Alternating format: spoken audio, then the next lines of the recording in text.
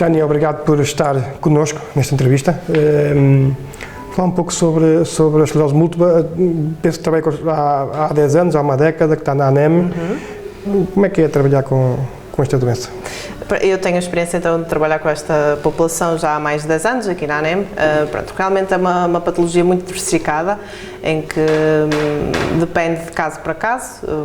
Há umas pessoas que precisam de diferentes apoios e é isso que procura a ANEM ajudar, desde pessoas que nós temos aqui no centro de reabilitação, no centro de atendimento e acompanhamento e reabilitação, desde pessoas que não necessitam ainda de frequentar este tipo de serviço, como assistente social, apoio jurídico, entre essas situações todas, mesmo até, por exemplo, sessões de hidroterapia. Pronto, são pessoas que vêm e vão, são autónomas, mas para além disso ainda temos cá pessoas que têm outras dificuldades já e necessitam de outro tipo de apoio. Como eu estava a dizer, trabalhar com uma patologia deste foro é principalmente isso, adaptar-nos e adequar exatamente os sintomas, porque cada um é muito Cada um diferente. tem um caso diferente. Exatamente, pronto, e depois tem um apoio diferente, tem um contexto diferente, a progressão é totalmente diferente de um caso para o outro.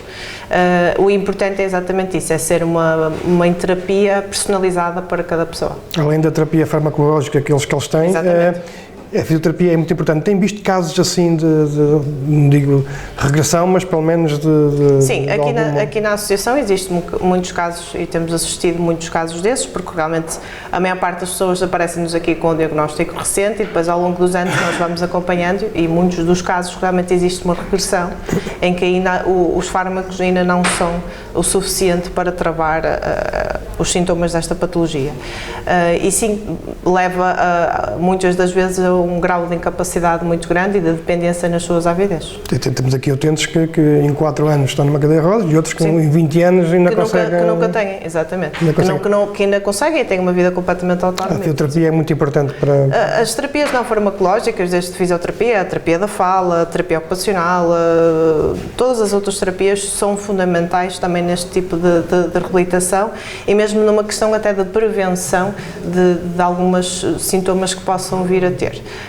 Trabalha-se muito a questão da autonomia das AVDs, a força muscular, a resistência à fadiga, a parte psicológica também é muito importante, por isso a parte farmacológica sim é fundamental, mas todas estas terapias, psicologia, fisioterapia, terapia da fala, terapia ocupacional, são fundamentais para sim a pessoa conseguir viver com esclerose múltipla, mas manter ainda a sua vida ativa e a autonomia. Nós temos um conjunto aqui de terapeutas multidisciplinar. Exatamente, nós temos uma equipa multidisciplinar, desde psicóloga, terapeuta ocupacional, fisioterapia, nutrição, tudo com uma vasta experiência em trabalhar com esta doença, no sentido exatamente disso.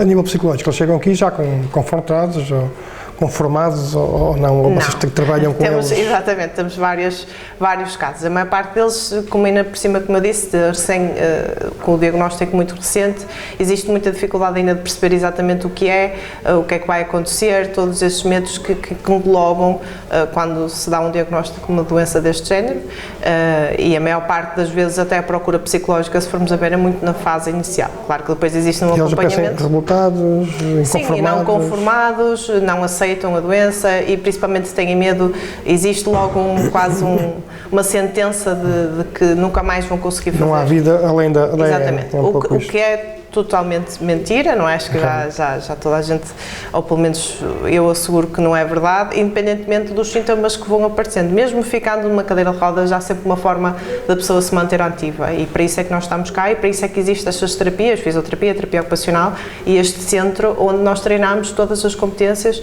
e tentarmos também inseri-las no contexto para eles conseguirem manter a sua autonomia. A Tânia está com eles todos os dias praticamente? Sim, sou eu que acompanho-os? Sim, sou eu que desenvolvo as atividades aqui na associação, quer de foro cognitivo, quer de habilitação física também faço domicílios, os casos também esporádicos, sim, sou eu que faço. Eu noto que os recebe bem, com muito carinho, mas também que na altura certa também dá a sua chicotada, porque eles também têm que...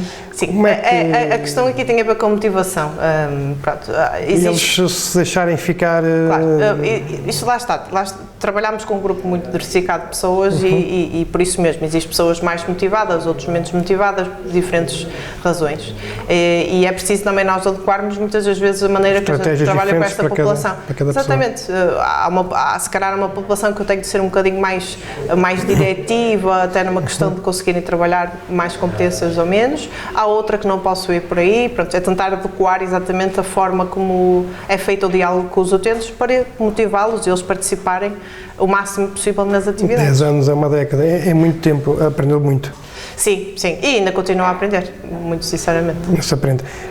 Estamos a lançar a campanha para a construção de um lar residencial, para 20 utentes mais 5. Obviamente que isso é ouro sobre azul para si, que é terapeuta.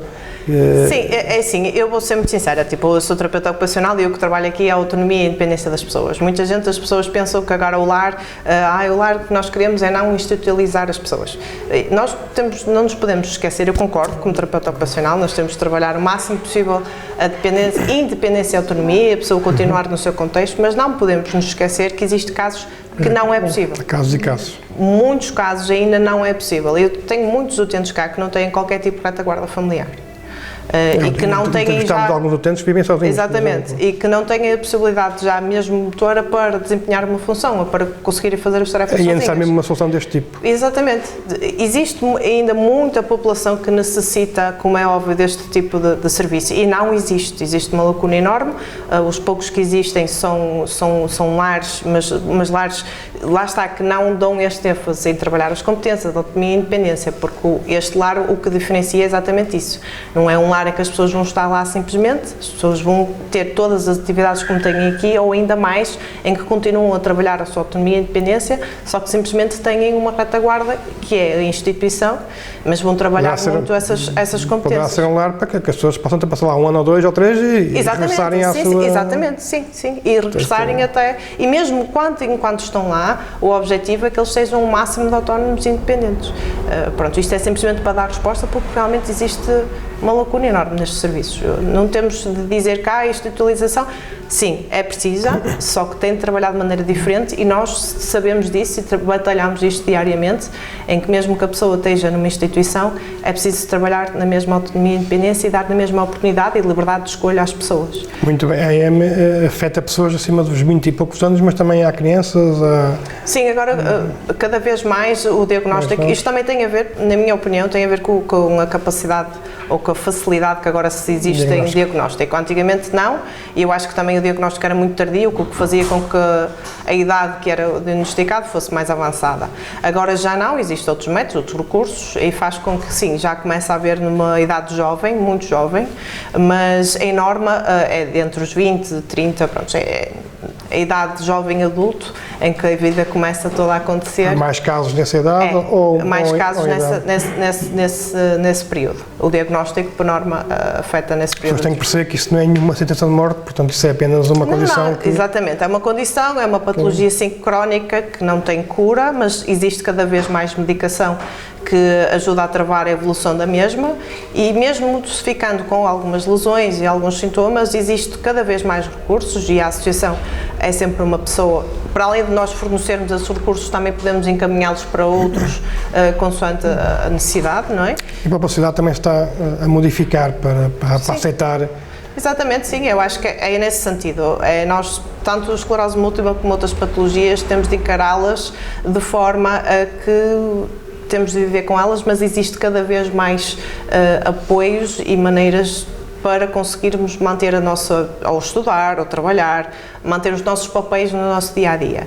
E uma das lacunas que nós realmente também já vimos foi esta parte do lar, e daí é que nós também estamos a focar um bocadinho nesse sentido, porque também é necessária.